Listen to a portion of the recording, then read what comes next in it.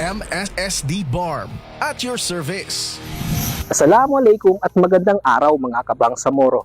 Sa patuloy na pagsusungikap ng Ministry of Social Services and Development na maiangat ang antas ng kabuhayan ng bawat bangsamoro, isa sa makabuluhan ng aktibidad ang isinagawa upang pagkalooban ng tulong pinansyal ang mga benepisyaryo ng Sustainable Livelihood Program o SLP. Isinagawa ang ceremonial payout para sa mga asosasyon ng Sustainable Livelihood Program mula sa probinsya ng Maguindanao del Sur at del Norte na ginawa sa PWD Hub ng Reswad sa Barangay Semba Dato Udin Sinswat noong July 21, 2025. Sa kabuuan, 26 SLP associations ang tumanggap ng kanilang seed capital fund na may kabuuang halagang 7,790,000 na direktang makikinabang ang 397 miyembro sa kani-kanilang napiling kabuhayan gaya ng rice retailing, mini grocery, agri-vet supply, street food vending, piggery at iba pa.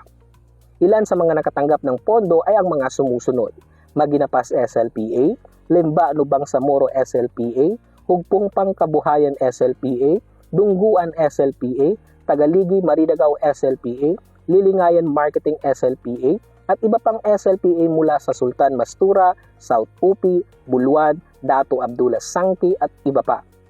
Dumalaw rin sa aktibidad ang Provincial Social Welfare Officer ng Maguindanao del Norte na si Ma'am Haja Emma S. Ali, kung saan kanyang binigyang diin ang kahalagahan ng pagtutulungan ng mga opisyal ng asosasyon upang mapanatili ang katatagan at tagumpay ng kanilang kabuhayan. Kasama rin sa programa ang mga kinatawan mula sa Maguindanao del Sur, ang SLP Focal ng One Maguindanao na si Ma'am Nina Jauhara T. Usman, Finance Team ng MSSD Regional Office, SLP RPMO at mga implementing staff ng Maguindanao Team. Ang payout ay direktang tinanggap ng mga treasurer ng bawat SLPA, kung saan ipinaliwanag ni Provincial Coordinator ng SLP Maguindanao na si Bay Sahara Ulangkaya ang proseso ng pagdedeposito sa bangko gaya ng Al-Amana Islamic Bank Cotabato at CBC Bank Midsayap at Takurong. Ang mga asosasyon ay sasamahan ng kanilang mga implementing PDOs upang maisagawa ang proseso ng check clearing bago tuluyang ma-withdraw ang pondo.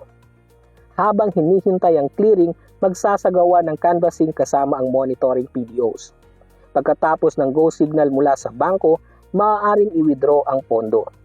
Meron silang 1 linggo upang bilhin ang mga kagamitan para sa kanilang negosyo at isagawa ang store opening na imo-monitor ng SLP implementers.